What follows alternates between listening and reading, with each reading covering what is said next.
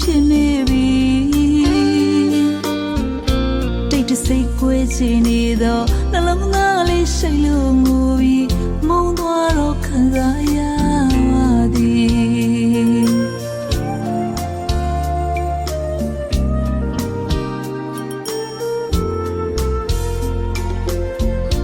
အိမ်မလေးတစ်ခုသာဖြစ်ရင်ကောင်းပါမည်တကယ်တော့ဝေးသွားပြီးတွေ့နေရင်တွေကဖြစ်မစီ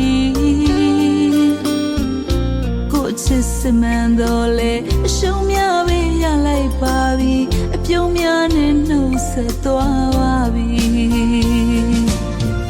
တစ်ဖက်ကပြုံးပြောပြီးမဲ့တစ်ဖက်ကတော့ချီကွေရ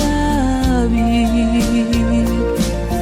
သူ့ဘက်ကစင်ပြေပြီးမဲ့ကိုယ့်ဘက်ကမပြတ်နိုင်ပါပြီထားရကြပါပြီ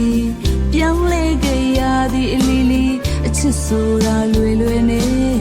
ဟောင်းမသွားတော့ခပ်ပါသည်အလွမ်းပင်လေးရဲ့အောင်မ